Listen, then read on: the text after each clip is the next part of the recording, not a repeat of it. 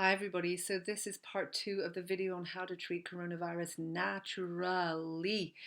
So we are going to talk about herbs and supplements that you can use. So let's start with the supplements and vitamins. So one of the most viral and immune boosting supplement that you can take is vitamin C, and everybody knows that.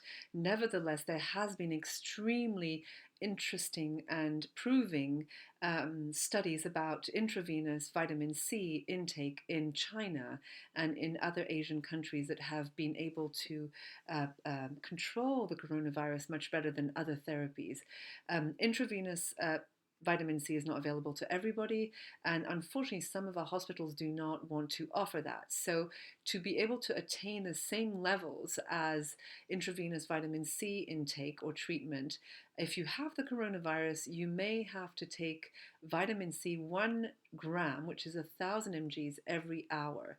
This will actually allow your body to attain that same quantity than the intravenous vitamin C. For prevention, for adults, I would say 2 grams a day, which is about 2,000 mgs, one in the morning, one in the early afternoon. And for children, 1,000 mgs is sufficient. When you take high amounts of vitamin C, you may have loose stools, which is absolutely normal.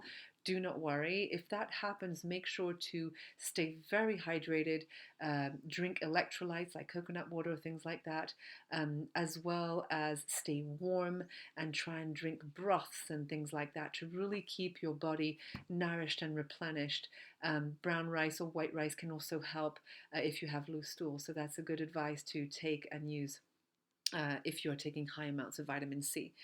The second one is vitamin D, of course. So vitamin D is naturally absorbed by the sun. Nevertheless, we wear clothes now as humans. We decided not to be equal to all the animals, which sometimes I wonder why. But anyway, we don't have enough vitamin D because we are not exposed enough. So to expose yourself to vitamin D, you can actually go outside in the sunshine, shorts on, short sleeves, open neck. You can get vitamin D throughout your eyelids, so closing your eye and sunning in the sky like this will allow a certain amount of vitamin D to come through the eyes, but also the inside of the arms, back of the legs, and things like that. So going and taking a hike with shorts on is actually a really good way to get some vitamin D for free. If you don't have the luxury of living in a beautiful place that has sunshine right now, well, it's better to supplement with vitamin D. And that will just help you stay array and boost your immune system. You can also give vitamin D to children. It's absolutely safe. You don't want to overdose, but just follow the recommendations. Vitamin D is excellent. The next ones are quercetin. So quercetin is a very powerful anti-inflammatory. It's an antihistamine, and also it really helps stop the virus get really infectious and full in the lower lungs, which is what people are dying from with this virus. They're dying from complication from lower lung infection. It's not the virus itself that is actually giving death, it's the complication and the pneumonia that follows the virus. So it's very important to use quercetin. It actually helps prevent that infection to go further.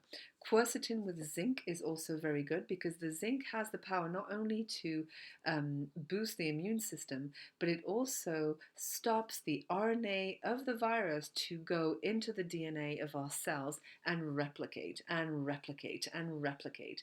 So zinc is a very powerful antiviral immune system booster. And actually, people that are taking chloroquine that you probably heard about are actually sometimes not realizing that the chloroquine is only a carrier to bring zinc inside of the cells so they can stop the duplication of the virus. So it's very important not to self-medicate on chloroquine. And if you do, be aware it does have how would you say, side effects, and it can be extremely astringent. So I'm not saying this medicine is not good, but I'm just saying be very careful. And if you are recommended to take chloroquine, make sure that your doctor adds zinc and puts those together so they can work synergistically. Um, the quercetin can be found in capsules, zinc as well. I recommend ionic zinc or colloidal zinc because that's the zinc that is the most assimilable. When you take zinc powder, it just goes through your body. You do not assimilate it. So it's very important to find a zinc that is actually assimilable. And I would say about 3 mg's a day is enough because zinc is very powerful. You don't want to overdose on zinc. I think you can find ionic zinc online very, very easily. And if you don't use ionic zinc, make sure to choose a zinc that is the most bioassimilable as possible. The quercetin can be found also online. You can also find quercetin in nettle. And a very old tradition of my country is to make nettle soup. So this is the time, especially for you that are not sick and you want to keep strong. And actually, the ones of you that are that are also in the virus, if some of your loved ones can go pick some nettle tops and make a lovely soup broth, a vegetable broth, and you can clean really well the nettle tops and throw them once the broth is done. Cover up, do not cook them, hardly cook them, maybe like 5 minutes on very, very low, and then you can blend them with a stick blender and eat that soup. It's very energizing, so you don't want to eat it in the night just before bedtime, but you can sip that soup and broth all through the day, and the quercetin in the nettle tops will be available to you. So very good preventive treatment. Another immune boosting plant is elderberry. So they have shown that elderberry, there's so much scientific research about it. It is so amazing for colds and flus. Nevertheless, for COVID-19, once the symptoms have developed, they are showing that the elderberry extract is not efficient. It actually is not a good thing. It's also very sweetened most of the time. It contains sugar or honey that is added. And really, at this point of the virus, you do not want to feed the body with less sugar as possible. So you want to avoid elderberry extract. In prevention, though, it's totally fine. It's a great preventive for children, for you that have families at home. Um, one of the extracts you can take during, before, after is licorice extract. There's a whole scientific report on how licorice extract actually kills the COVID-19. So you can use licorice extract as a preventative, but also if you do have the virus, you can use it. You can gargle it before you swallow it. It has a very soothing effect on the throat. It allows to open the respiratory tract, and it's also an expectorant. It's very softening.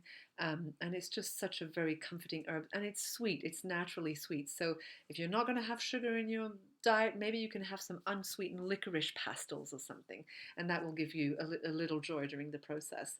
Um, so what else? Drinking warm, staying warm, inhaling, avoiding raw foods. I know raw foods are wonderful and I love them and I love juices, but when you have a cold, anything that is raw is going to take a lot of your body energy to digest. So you want to go more towards steamed vegetables, broths, warm rice bowls, anything that you can do to alkalize the body and really keep it warm.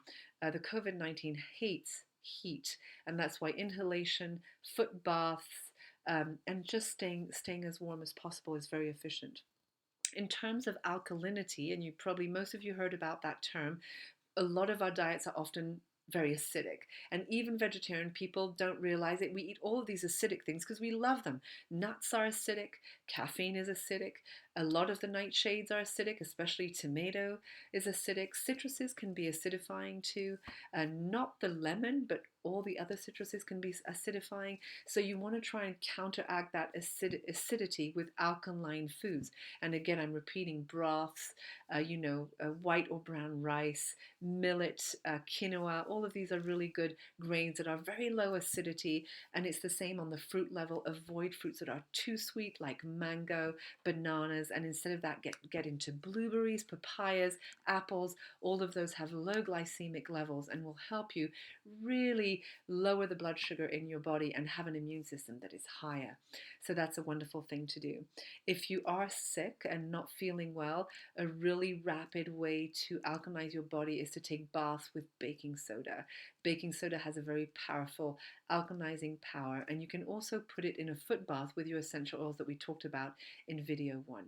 So that's a great way to help your body alkalize. You can also sip hot water with a little bit of squeezed lemon, no sweetener if possible. That is also very alkalizing, especially if you do it first thing in the morning when you wake up. And then the last thing I want to talk about are simple herbs that are in the garden. I don't know if you can see them here, but this is some lemon balm right here. So lemon balm is extremely antiviral.